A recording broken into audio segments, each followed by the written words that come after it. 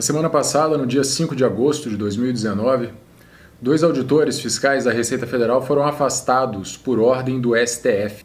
Os dois auditores estavam efetuando fiscalização de empresas e parentes de ministros do STF. Ora, eu não me lembro de ver em nenhum lugar da Constituição dizendo que todo mundo está sujeito ao imposto de renda e à fiscalização, exceto empresas e parentes do STF. A decisão diz, e eu cito, são claros os indícios de desvio de finalidade e que, sem critérios objetivos de seleção, pretendeu de forma oblíqua e ilegal investigar diversos agentes públicos, inclusive autoridades do Poder Judiciário, incluídos ministros do Supremo Tribunal Federal, sem que houvesse, repita-se, qualquer indício de irregularidade por parte desses contribuintes. A operação de fiscalização, no total, tinha 133 alvos. 2 eram relacionados aos ministros do STF e os outros 131 não. A fiscalização está suspensa para todos os 133. A minha mãe já caiu na malha fina uma vez e eu juro que se eu soubesse que era assim, eu tinha tentado intervir de alguma forma. Afinal, eu sou um auditor da Receita Federal.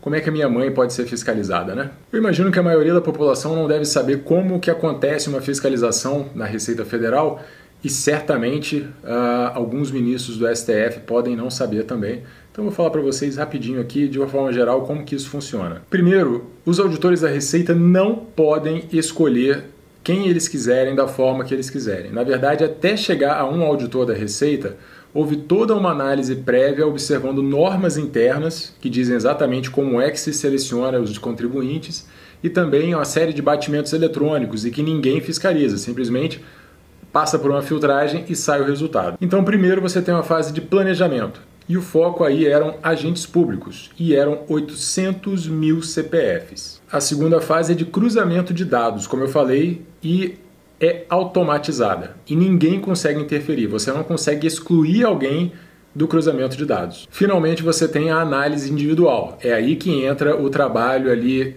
individual de análise do auditor da Receita Federal. Observe, foram 133 nomes, 133 agentes públicos selecionados daquele universo de 800 mil agentes e esse cruzamento de dados foi feito de forma automatizada.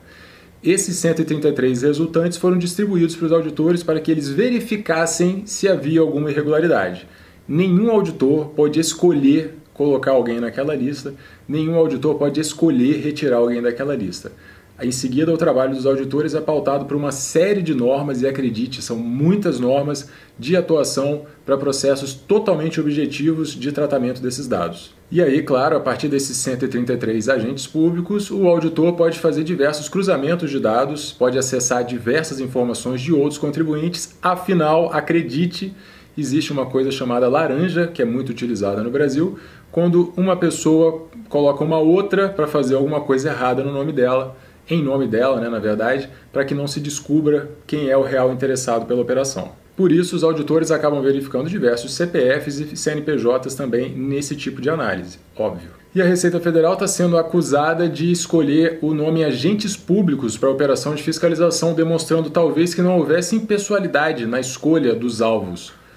Eu acredito que se o nome da operação fosse dentistas ou então corretores de imóveis, não haveria tanto problema, né?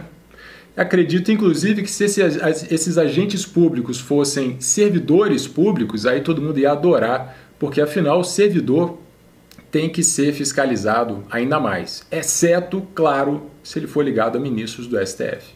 É interessante apontar que a Receita tem delegacia de maiores contribuintes. Ela tem um tratamento diferenciado para os maiores contribuintes, tanto pessoa jurídica quanto pessoa física. Eu nunca vi a Petrobras reclamando ou entrando na justiça dizendo que é uma falta de impessoalidade, afinal a Petrobras, que é a maior contribuinte do Brasil, está sendo fiscalizada de forma especial. Ah, e tem mais. Aqueles 133 nomes, eles também foram ordenados, né, na escolha, no corte que você faz com as irregularidades previamente constatadas, você leva em consideração o tamanho do contribuinte. Nós temos uma quantidade limitada de auditores, de servidores, portanto você tem que buscar as maiores irregularidades, os maiores contribuintes, que é de onde vai vir o maior retorno financeiro para a sociedade. E a decisão do STF conclui que a Receita atuou com desvio de finalidade por ter selecionado os maiores patrimônios e rendimentos de agentes públicos. Ou seja, diz escancaradamente que a Receita está errada porque foi atrás dos maiores patrimônios e rendimentos. Então, nós nos enganamos, a lei não se aplica a todos, a gente não vive numa democracia, não existe separação de poderes e não existe impessoalidade. Você deve fiscalizar todo mundo, desde que não seja amigo, parente ou empresa de pessoas muito importantes no cenário político nacional. As pessoas politicamente expostas deveriam ter um trabalho separado, maior de fiscalização, uma transparência maior, um jogo aberto para com a fiscalização da Receita Federal e dos outros órgãos públicos, porque elas não só são agentes públicos, mas elas controlam o destino da nação, seja financeiro, jurídico ou legislativo. Todos eles tinham que ter as suas finanças escancaradas para que a gente tivesse certeza sempre de que estão fazendo a coisa certa com o nosso dinheiro. E, infelizmente, esse não é o caso. Se você também acha um absurdo o que está acontecendo com a Receita Federal, por favor, me ajuda a espalhar essa mensagem. Obrigado.